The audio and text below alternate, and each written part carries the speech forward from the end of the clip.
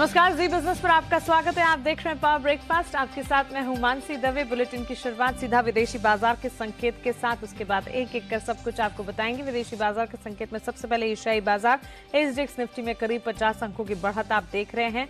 14,726 के स्तरों पर यहां पर कामकाज है। वहीं डाउ फ्यूचर्स में 30 अंकों की बढ़त के साथ जापान का बाजार आज वैसे बंद रहने वाला है। साथ ही अमेरिकी बाजार की अगर बात करें तो बीती रात टेक्नोलॉजी शेयरों में भारी गिरावट थी, जिसका असर अमेरिकी बाजार पर देखने को मिला। चलिए क्विकली दीपांशु से समझते हैं कि विदेशी बाजार के संकेत कैसे हैं। Deepanshu, good morning. बताएं ग्लोबल मार्केट सेटअप कैसा है, क्या कुछ फोकस में रहेगा? थोड़ा मिला जुला एक्शन जरूर आप देख रहे हैं मानसी। अच्छी बात यह है कि कल जो यूएस में थोड़ी बिकवाली हुई है, स्पेशली नैस्डैक में, उसके बाद आज रिकवरी के आपको संकेत आ रहे हैं। हालांकि जापान के बाजार बंद है, पर बाकी के एशिया के बाजार आप देखें तो ठीक ठाक चाल है। डाउ फ्यूचर्स भी आपको ठीक ठाक मूवमेंट दिखा रहे हैं, नैस्डैक फ्यूचर्स भी ठीक ठाक मूवमेंट दिखा रहे हैं। बट ऑफ कोर्स वो एक पेन पॉइंट रहा है जहां तक बाजारों का सवाल है। और कल की क्लोजिंग के हिसाब से देखें तो फिर थोड़ी रिकवरी के आसार आपको आते हुए दिख रहे हैं लगभग सारे के सारे एसेट क्लासेस में। आज एक अहम दिन होने वाला है क्योंकि जेरोम पावेल साहब यूएस सेनेट की फाइनेंशियल कमेटी के सामने सुनवाई होगी।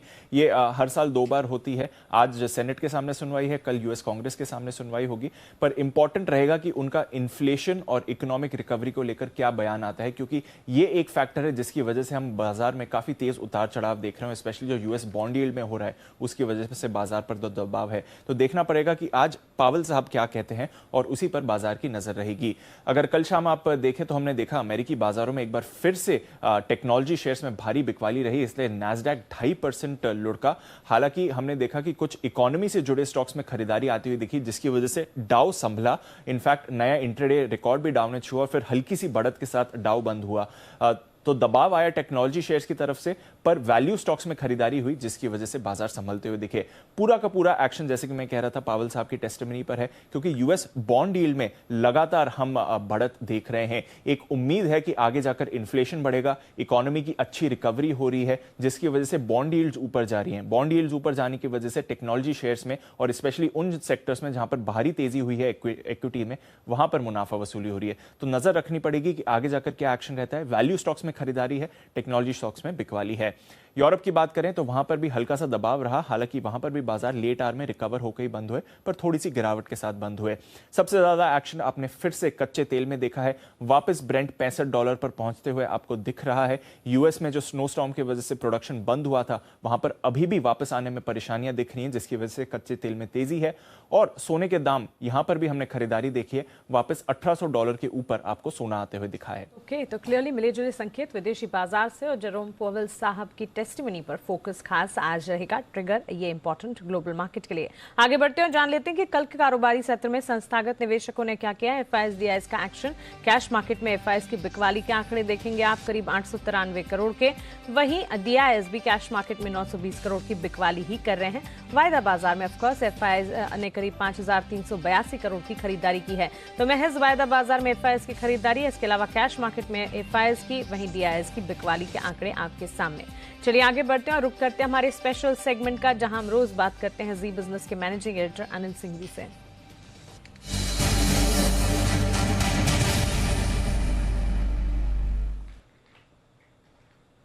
Anil sir, good morning. विदेशी बाजार से आज मिले जुले संकेत मिल रहे हैं, साथ ही एफआईएस की कैश मार्केट में बिकवाली है, वायदा बाजार में खरीदारी है, और कल की भारी गिरावट भारतीय बाजार की। इन सबको कैसे समझें? आज के लिए पहली स्ट्रैटेजी क्या होगी? देखिए, अमेरिकी बाजारों में जो कारोबार रहा, डाउ के लिहाज से देखेंगे तो उतना बुरा नहीं था, क्योंकि भारतीय बाजारों के बंद होने के वक्त अमेरिका के फ्यूचर से काफी कमजोरी के संकेत थे। तो उसके मुकाबले में हरे निशान में बंद होना ही अपने आप में एक रिलीफ की बात है। जहां तक नेस्डैक का सवाल है, वहां जरूर तेज गिरावट हुई, तो मिला जुला सा कारोबार है। लेकिन संकेत कल की क्लोजिंग के वक्त से इस वक्त आप बेहतर मानकर चल सकते हैं, कम से कम उतने बुरे नहीं है, ये एक अच्छी बात है। तो मुझे लगता है कि इन संकेतों को न्यूट्रल से हल्का पॉजिटिव साइड पर मानकर समझकर चलना चाहिए आपको। ग्लोबल संकेत जो है उसके चलते हुए जो लगातार 6 दिनों से आपको थोड़ा करेक्शन का माहौल दिख रहा है, 5 दिनों से जो लगातार नेगेटिव क्लोजिंग होती दिख रही है, उसमें थोड़ी एक रिकवरी आने के आसार बनेंगे। लेकिन इस रिकवरी में सबसे पहले इंपॉर्टेंट ये होगा कि 14,800 के पार निकलकर निफ्टी टिक कर ट्रेड करना शुरू करे। तो जब तक 14,800 पार नहीं होता, तब तक आप कमजोरी के माहौल में ही हैं। और नीचे अब इम्पोर्टेंट सपोर्ट जो आता हुआ दिखेगा वो है 14,500 से लेकर 14,550 के आसपास। इस रेंज में लेगा बाजार सपोर्ट, और आगे ऊपर की तरफ 14,800 14,900 ये होगी आपके लिए रुकावट की लेवल। जहाँ तक बैंक निफ्टी का सवाल है, 35,000 अगला आखिरी सपोर्ट है, उसके नीचे कमजोरी और बढ़ती हुई दिखेगी। 400-500 पॉइंट की रेंज खुल जाती तो एक बार की सपोर्ट के तौर पर आप 35,000 को मानकर चल सकते हैं।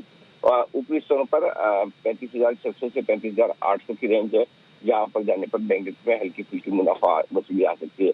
तो थोड़ी बेहतर शुरुआत होने के आसार है और उसके बाद देखते हैं कि फॉलो बाइंग क्या आती है, क्योंकि बड़े दिनों बाद आपको कैश मार्केट में एफआई की तरफ से बिकवाली का आंकड़ा भी आता हुआ दिखा है। तो मिले जुले संकेतों के बीच में आज ट्रेड होना है। सर शुक्रिया ये पहली रणनीति हमें बताने के लिए। तो मिले जुले संकेत होंगे और शुरुआत बेहतर बाइंग के साथ होते हुए देखने को मिल सकते हैं, ऐसी संभावना जरूर देखने को मिल रही है, लेकिन मिला जुला ट्रेंड जरूर दिखेगा। खबरों वाले शेयर्स जान लेते हैं दीपांशु भंडारी से। दीपांशु बताएं। कुछ नतीजे आने वाले हैं आज। इलांटास बेक, सनोफी इंडिया और स्टोवक्राफ्ट लिस्टिंग के बाद पहली बार नतीजे आएंगे इनके। साथ ही आज हिरंबा का आईपीओ खुल रहा है, 25 फरवरी तक खुला रहेगा ये आईपीओ। आईसीआईसीआई लोम्बार्ड और भारतीय एक्सा जनरल इंश्योरेंस की डील पर शेयरधारकों की बैठक है आज। L&T finance holding right issue का आज अलॉटमेंट होगा, 26 तारीख को इनके ये वाले शेयर्स लिस्ट होंगे। साथ ही अरविंद फैशन जो 200 करोड़ का राइट्स इशू है, 135 रुपए पर शेयर पर आज उसकी एक्स डेट है, तो शेयर प्राइस एडजस्ट होते हुए आपको दिखेगा। सफारी इंडस्ट्रीज प्रेफरेंशियल शेयर्स जारी करने पर बोर्ड बैठक है और साथ ही एयरटेल की बैठक है फॉरेन करेंसी बॉन्ड्स के इशुएंस को लेकर। रिलायंस इंडस्ट्रीज बड़ी खबर आती हुई, जो कंपनी का O2C कारोबार का डीमर्जर होने वाला है, उस पर कंपनी ने एक नई प्रेजेंटेशन दी है। वो कह रहे हैं कि रीस्ट्रक्चरिंग से कारोबार का अलग कैपिटल स्ट्रक्चर और मैनेजमेंट टीम होगी। रिलायंस इंडस्ट्रीज के पास ऑयल एक्सप्लोरेशन, ऑयल प्रोडक्शन और KG-D6 ब्लॉक्स के साथ साथ द फाइनेंशियल कारोबार और टेक्सटाइल का कारोबार रहेगा। वहीं ऑयल टू केमिकल्स कारोबार में पेट्रोकेमिकल, फ्यूल रिटेल जेवी जो BP के साथ है, होलसेल मार्केटिंग कारोबार ये रहेगा। रिलायंस इंडस्ट्रीज अब एक होल्डिंग कंपनी स्ट्रक्चर में हो जाएगी और जो O2C कारोबार है वो कंपनी की एक होली ओन्ड सब्सिडरी होगी। रीस्ट्रक्चरिंग Q2 FY22 तक मंजूरी मिलने की उम्मीद है और साथ ही यहां पर अनुमान लगाया जा रहा है कि जो सऊदी अरामको के साथ डील की फिर से बातचीत शुरू हो गई है, उससे पहले ये रीस्ट्रक्चरिंग की प्रक्रिया कंपनी कर रही है। साथ ही जियो के लिए खबर है, यूपी में करीब 7,000 करोड़ का निवेश करके डेटा सेंटर खोलने की योजना है। पीरामल एंटरप्राइजेस यहां पर जी बिजनेस की खबर पर मुहर लगती हुई दिख रही है। CCI ने पीरामल ग्लास पैकेजिंग बिजनेस को बेचने की मंजूरी दे दी है, जो ब्लैकस्टोन ग्रुप को किया जाएगा। इंडिया मार्ट इंटरमेश QIP के जरिए 1,070 करोड़ रुपए जो उन्होंने जुटाए थे, वो उसका भाव आ गया है 8,615 रुपीज पर शेयर का भाव है, जहां पर 12.5 लाख शेयर्स इशू किए गए थे। 5% के डिस्काउंट पर जुटाई गई है ये रकम फ्लोर प्राइस से। इन्फोएज जोमैटो ने एक बार फिर से फंड रेजिंग करी है। इस बार 5 निजी निवेशकों से लगभग $250 मिलियन यानी कि 1,800 करोड़ रुपए जुटाए गए हैं और ये जो वैल्यूएशन है वो $5.4 बिलियन की है। जो दिसंबर में इन्होंने वैल्यूएशन पर फंड रेजिंग की थी वो $3.9 बिलियन के, यानी कि यहां पर वैल्यूएशन हायर वैल्यूएशन पर आपने फंड रेजिंग होते हुए देखी है। India bulls housing finance floor price update आया है। $200 मिलियन के FCCB यानी कि foreign currency convertible bonds company issue करेगी। इसके लिए फ्लोर प्राइस है 227 रुपीज पर शेयर का। 25 फरवरी को फाइनल इशू प्राइस और अन्य टर्म्स सामने आते हुए दिखेंगे। और टाटा कम्युनिकेशंस, यहां पर पैंटोन फिनवेस्ट जो कि टाटा सन्स की non deposit taking core investment company है, वो सरकार से 26% हिस्सा खरीदने वाली है। इसको भी CCI से मंजूरी मिल चुकी है। ओके, तो ये सारी खबरें जिस पर फोकस रहेगा। दीपांशु शुक्रिया खबरों वाले शेयर साथ ही विदेशी बाजार के संकेत बताने के लिए। आगे बढ़ते और आज के लिए अब ट्रेडिंग कॉल्स आपको बता देते हैं। 2 कॉल्स हैं, दोनों की खरीदारी की राय आती हुई देखने को मिल रही है। चॉइस ब्रोकिंग की तरफ से यहाँ पर कॉल्स आई हैं। टाटा केमिकल्स वहीं साइंट पर, टाटा केमिकल्स पर करीब 3% की बढ़त के साथ कल गिरते बाजार में ट्रेड हमने देखा है। खरीदारी आज भी की जा सकती है। 660 तक के टारगेट्स देखने को मिलेंगे। 615 का एक स्टॉप लॉस यहाँ पर आपको लगाना होगा। इसके अलावा साइंट यहाँ पर भी खरीदारी कीजिएगा। कल करीब 7% की तेजी स्टॉक ने देखी है। यहाँ से और ज्यादा तेजी की पूरी गुंजाइश। 695 के टारगेट्स को यहाँ पर ध्यान में रखा जाए। एक स्टॉप लॉस 609 का जरूर आप लगाकर चलिएगा। तो साइंट और साथ ही यहाँ पर आपको बता दें टाटा केमिकल्स, दोनों ही स्टॉक में खरीदारी की राय आती हुई।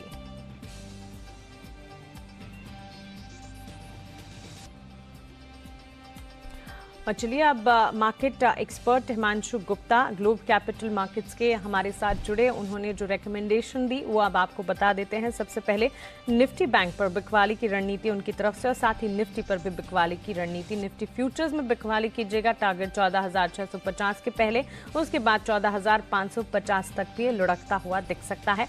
14,750 का एक स्टॉप लॉस लगाकर निफ्टी फ्यूचर्स में बिकवाली की राय। बैंक निफ्टी यहां पर भी बिकवाली की कॉल हिमांशु की तरफ से आती हुई हुई फ्यूचर्स में बिकवाली कीजिएगा। 35,000 के टारगेट्स को ध्यान में रखा जाए। 35,500 का एक स्टॉप लॉस यहाँ पर जरूर लगाइएगा।